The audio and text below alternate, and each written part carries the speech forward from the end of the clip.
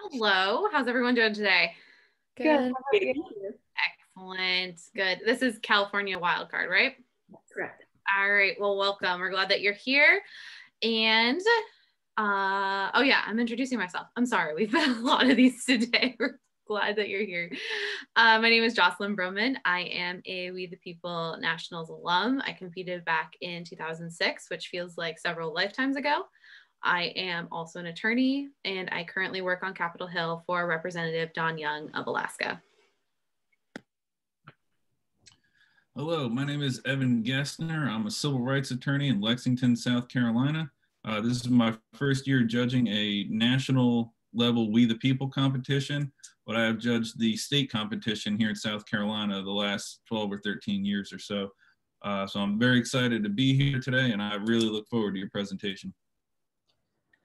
And I'm Francine Engel. I'm a political scientist, and I work with the Maryland Council for Civic and History Education from the state of Maryland. If you could introduce yourselves and your teacher as well. Sure. Good afternoon. We are Foothill High School's Unit 3, representing the state of California. My name is Lexi Barrera. My name is Emily Zhang. And my name is Helen Hahn. We'd like to thank the judges, the audience, and the timekeeper for being here today. And we'd like to introduce our coaches, Mr. McBride, Mr. Denimore, and Mr. Constantellos. Excellent. Well, thank you for being here and welcome. You all know we're doing question 2 today, but for the benefit of everyone, I will read it out loud. John Adams wrote, "There is nothing I dread so much as a division of the Republic but into 2 great parties, each arranged under its leader and in opposition to each other. What issues led to the formation of the original political parties? To what extent have those issues persisted in American political parties? And finally, what are the advantages and disadvantages of a unified or divided government?" You may begin when ready. In his 1780 letter to Jonathan Jackson, John Adams voiced his fear of a partisan system and alluded to America's imminent political fate. His theory proved true as the Federalists and Anti-Federalists laid the foundation for America's first political parties. While these factions originally centered around the ratification debates, they evolved into the Federalist and Democratic Republican Party with formal political platforms. Although the founders disagreed on many issues, including foreign policy and the judiciary, we believe that the 2 main controversies that defined party lines were economics and the scope of national power. Economic philosophy created controversy between the 2 parties. Federalists strongly supported a national bank, but Democratic Republicans wanted smaller state banks to control finances and were fiercely opposed to national debt. While political elites debated the finer economic details, average Americans were more motivated by a distrust between Western small farmers and coastal city dwellers. The federal government's power was another fault line. The Federalist Party supported a strong centralized government, while the Democratic Republicans believed in self-sufficiency of state governments. Gibbons v. Ogden, 1824, broadened Congress's power to regulate interstate commerce under Article 1, Section 8.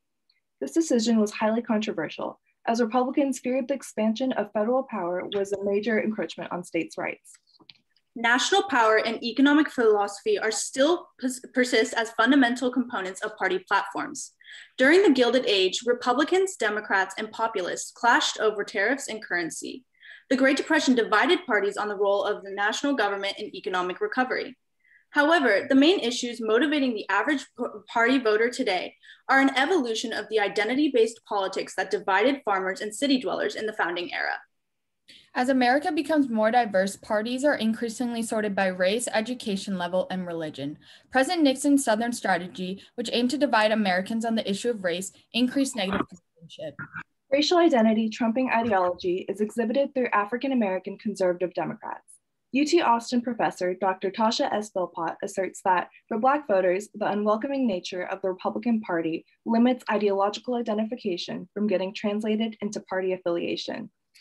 Political division is exacerbated by the growing education gap between the 2 parties, to the point where Senator Sanders has accused the Democrats of becoming a party of coastal elites. Additionally, Christianity is often a predictor of Republican voting, as 82% of Republicans identify as Christian. We have seen our government oscillate between a more unified and divided environment with their respective advantages and disadvantages. A unified government, defined as the same party controlling both the White House and Congress, presents an ideal solution to partisan gridlock. Having politicians who share the same platform is advantageous by increasing political expediency. In 1933, the Democratic Unified Government was able to quickly pass the New Deal and respond to the Great Depression. However, one major disadvantage of uniformity is reducing the power of political oversight. For example, we see a drastic hike in investigations into the Trump administration after the Democrats took control of the House of Representatives. Additionally, the existence of a filibuster negates many advantages of a unified government.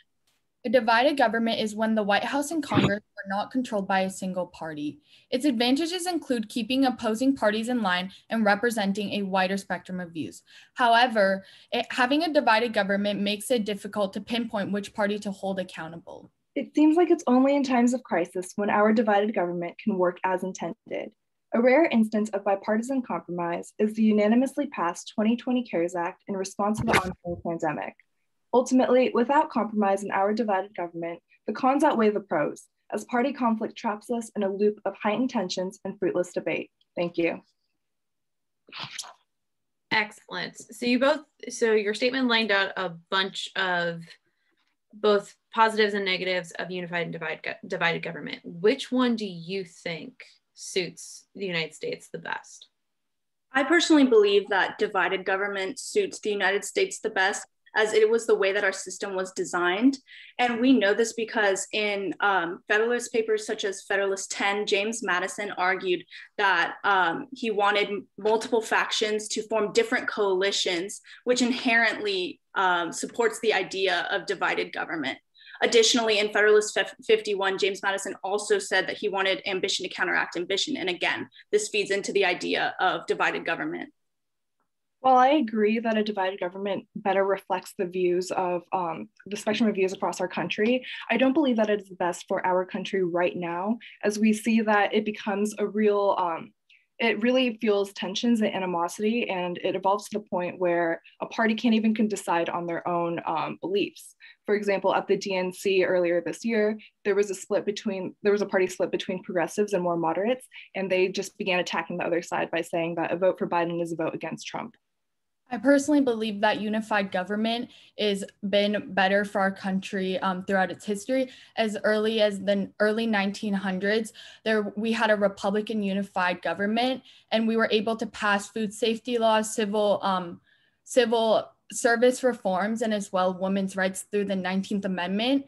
And we also see in the 1960s to 70s, we had a democratic unified government, and we were able to pass the Voting Rights Act of 1965 and the Civil Rights Act of 1964 in response to the civil rights movements.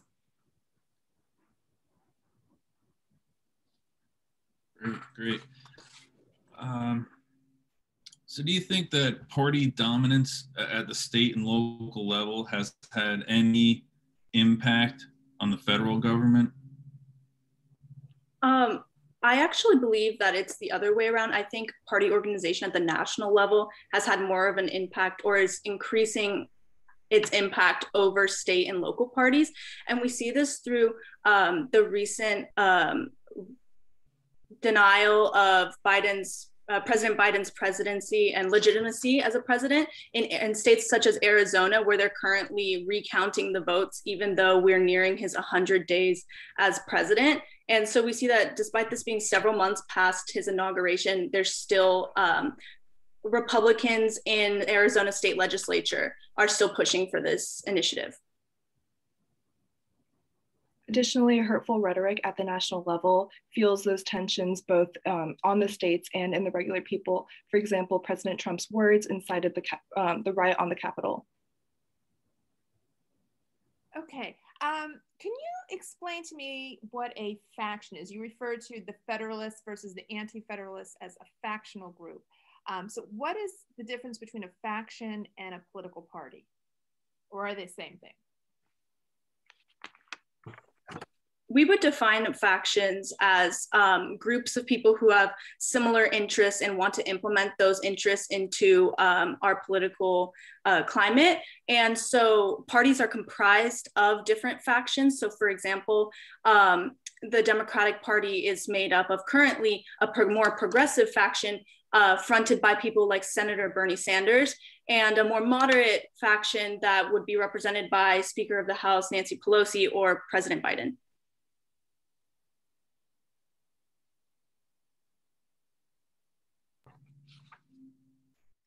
So how do we talk about these factions in regards to our current political system? Like how are they affecting politics now? I feel like, as my unit mate said, we have these different factions within our political system, and it allows for a wider spectrum of views. And we see that since our government is really only set up to have a two-party system, as enumerated in Article 1, Section 2 of our Constitution, that these factions really allow for these individuals to voice their opinions even within these broader political parties. I would say that factions, while they do serve those advantages, they also have disadvantages as well by making it difficult to agree on certain policies.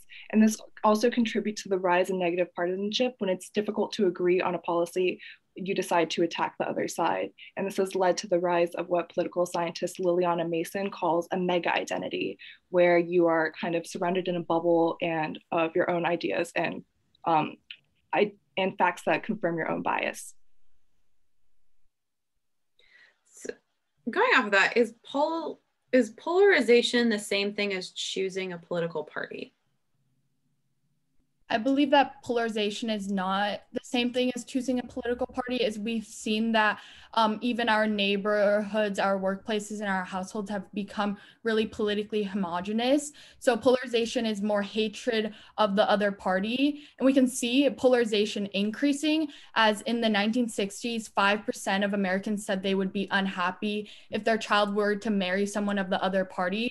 But now in 2015, a half of Republicans and Democrats said they would be unhappy. So this just shows, like, culturally, there has been a lot more polarization on both sides. The way I view polarization is kind of going from a medium, growing more towards the extremes, versus choosing a political party doesn't necessarily have to be at either end of the spectrum. And I believe that this is exhibited through how our primaries are set up, where it allows for really extreme candidates to get through, versus when we see that there's more ranked choice voting, or where you can transfer votes to other candidates that are less, this allows for more moderate candidates to get through. And for example, Senator Joe Manchin of West Virginia, or Senator Lisa Murkowski of Alaska. So since you brought it up, how does this winner-take-all system of electors kind of impact our political parties? I believe that, go ahead, Helen. Go. Okay. I believe that this definitely leads to the hyperpolarization of our candidates, as we saw that in the 2015 and 2016, most people didn't believe that President Trump would end up winning the election because he was considered such an extreme candidate at the time. Most people thought that somebody such as Senator Marco Rubio or Senator Cruz would make it through, rather than somebody who was definitely more on the radical side, like President Trump. But we saw that President Trump definitely had some sort of unifying force that brought lots of people together. And with this strong force, he was able to definitely win the votes he needed in the Electoral College, which helped get an more extreme candidate through. And I believe that we should actually have a multi-party system in combat to our system today. As Sweden has a party-less like representational system, and in their system, the electoral, if we translate to our system, the electoral system would translate to the seats that being allocated to the percentage of votes they get per political party rather than individual candidate.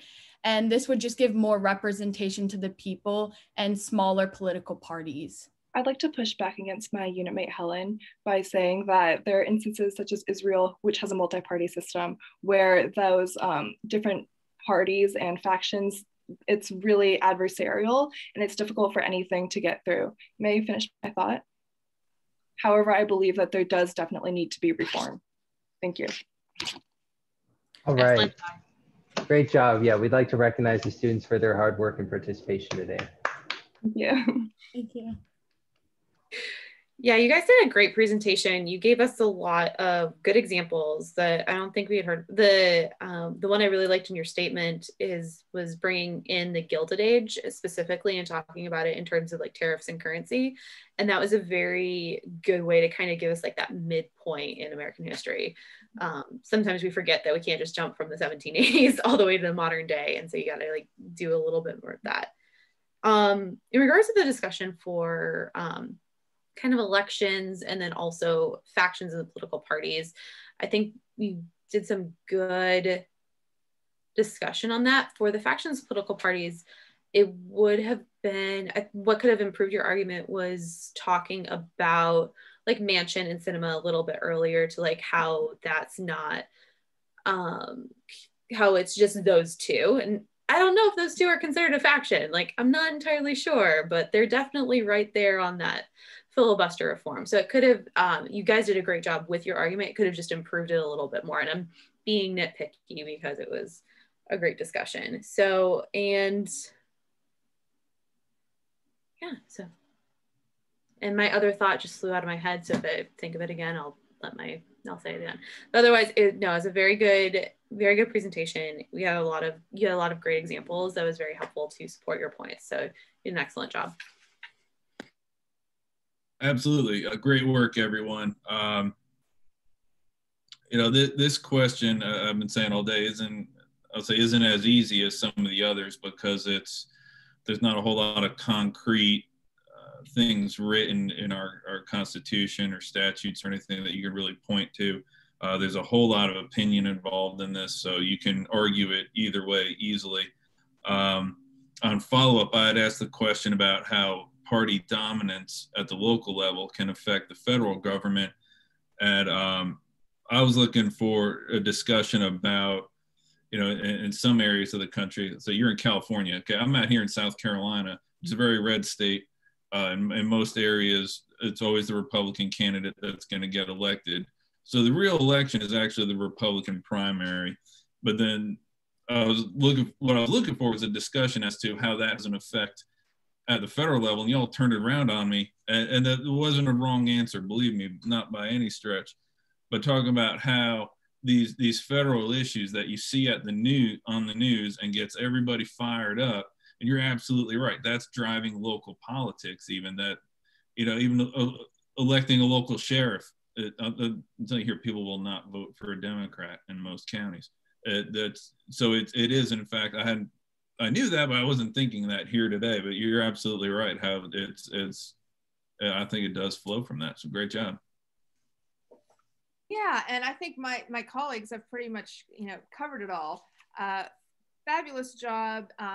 You know, you had a very clear definition of unified and divided government in your presentation, which was good because that hasn't always happened as we listen to these presentations. And then as far as, you know, the follow-up questions, you know, the first question, you know, which is better, divided government or unified government? So someone started off with divided government and they gave, you know, great examples and listed the Federalist Papers.